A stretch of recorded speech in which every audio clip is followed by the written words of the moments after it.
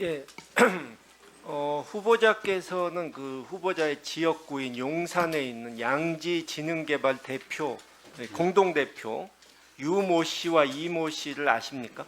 예, 뭐 알고 유모 씨는 알았는데 이모 씨는 이번에 뭐 잘 알게 됐습니다. 예, 그분들이 후보자의 고액 후원자 명단에 이름을 올린 분들인데요. 이들이 2020년 당시 권영세 국민의힘 후보에게, 그러니까 국회의원 총선 때죠, 후원한 날짜가 공교롭게도 서울시가 용산역 주변 일지구를 1-1구역과 1-2구역으로 분리한 것이 적법하다, 이런 법원 판결이 나온 직후입니다. 이 사람들이 용사의 집 재건립 사업에 지속적으로 문제 제기를 하다가 서울시를 상대로 한 소송이 기각된 다음에 후보자께 500만 원씩 해서 1000만 원을 후원한 것입니다.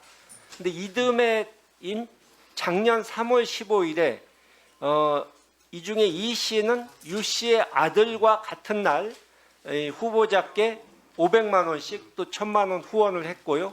같은 해 7월에 유 씨는 유 씨의 딸과 같은 날 권영세 의원실에 500만 원씩 또 1000만 원을 후원했습니다. 그러니까 후보자가 이들 업체 대표들과 일가로부터 받은 후원액이 2년간 3천만 원이 됩니다.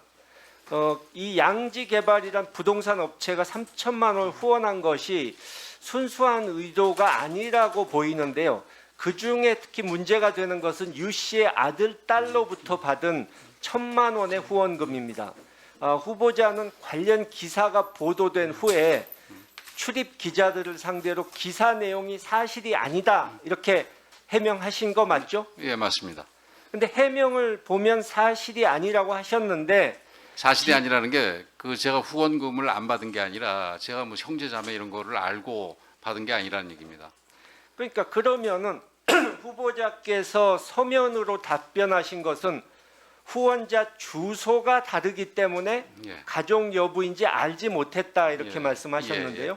그럼 가족 여부를 알지 못했다, 이 해명은 이들이 가족인 것을 알았을 경우에는 문제의 소지가 있을 수 있다 하는 것을 후보자도 인식하셨다는 예, 반증 물론입니다. 아닙니까? 물론입니다. 저는 뭐 그런 식으로 일가족이 다 후원하고 이러는 부분에 대해서는 거절해 왔습니다. 예. 그래서 현재 그 모 기업 대표는 뭐 쪼개기 후원으로 재판을 받고 있기도 한데요. 후보자께서 그러면은 모 기업 대표라는 게 지금 이 사람이 그러고 다른 예. 기업, 다른 경우를 말씀드린 겁니다. 그러면은 유 씨나 이 씨 그리고 유 씨 자녀들에게 후원금 반환 요청을 받으신 적은 있으신가요? 반환 요청이 아니라 제가 반환하겠다라는데 지금 거절당하고 있습니다.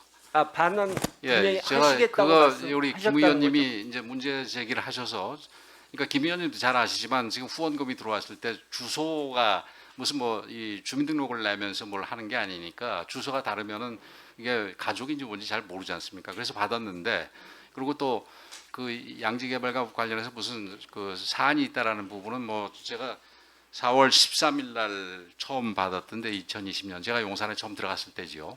근데 그 이미 한 달인가 전에 확정 판결로 끝나버리는 사안이었고요. 그리고 이제 알게 돼가지고 이분들한테 지금 한 분 정도만 빼놓고는 돌려드리겠다 얘기를 했더니만 이분들이 펄펄 뛰면서 거꾸로 그 언론에 그게 어떤 언론에 나왔지 않습니까? 한 게. 그래서 거기에 항의를 하겠다고 그러고, 그래서 지금 또 한 가지 문제는 지금 그 시간이 지난 부분에 대해서 돌려주는 부분이 선관위에서 조금 약간 뭐 어려움이 있다 그래가지고 지금 선관위하고 그분들하고 상의를 해서 이거는 뭐 돌려드릴 생각으로 있습니다. 예, 근데 저를 포함해서 대부분의 의원님들이 이 거액의 후원이 잘 모르는 사람에게서 들어왔을 경우에 이제 직원을 시켜서 연락해가지고 어떤 분인지 확인하고 예, 어떻게 확인했더니 해서 뭐 저 안 그래도 뭐 제가 직접 확인하긴 그렇고 항상 우리가 그 일정한 금액 이상 부분에 대해서는 우리 비서관이고 담당하는 비서관이 전화해서 어떤 분인지 물어보고 뭐 그래서 그 고맙다는 당시에 말씀을 확인을 안 드리는데, 하셨다는 게 제가 좀 예? 그 당시에 후원의 내용을 확인 안 하셨다는 게 조금 납득이 가지 근데 않는데. 본인이 지역에서 그 열렬한 지지자라고만 얘기를 하면서 그 후원을 자기가 기꺼운 마음으로 했다 그러면 그거 더 이상 어떻게 확인하겠습니까? 알겠습니다. 그 이번에 이 후보자께서 예, 대북 전단 문제에 대해서 예. 현행 지금 국회에서 만들어진 그 법이 맞지가 않다, 반대한다 이런 뜻을 표명하신 거 맞죠? 맞습니다. 이번에 취임식 때 이 대북 전단 살포로 많이 알려진 박상학 씨, 예, 예. 그 문제도 있고 뭐 최근에 자기가 상당히 많은 양의 전단을 살포했다. 다음번에 더 많이 하겠다. 이렇게 큰 소리를 치고 있고 기자를 폭행한 것으로 지금 재판까지 받고 있는 사람이 취임식에 초청됐던 것 알고 계시죠? 그건 저도 몰랐습니다. 상당히 크게 보도됐는데 아, 예, 그건 모르셨습니까? 그 지금 저 인사청문회 열심히 공부하느라고 그건 놓쳤던 것 같습니다. 근데 지금 후보자께서도 그렇게 말씀하시고 이 정부의 태도를 보면 그럼 대북 전단 살포가 이 접경 지역에서의 살포가 법으로 금지돼 있는데도 불구하고 아예 대북 전단 살포를 묵인 내지는 권장하겠다 이런 뜻으로 들리는데 맞습니까? 저는 뭐 권장까지는 아니고요. 저는 개인적으로는 사실은 대북 전단이 제가 한 2008년도인가 대북 전단의 구체적인 내용을 보니까 이런 거는 저희 잠시만 남북 제가 관계에 시간이 별로 없으니까 한 말씀만 더 하고 그 제가 이렇게만 말씀드리겠습니다.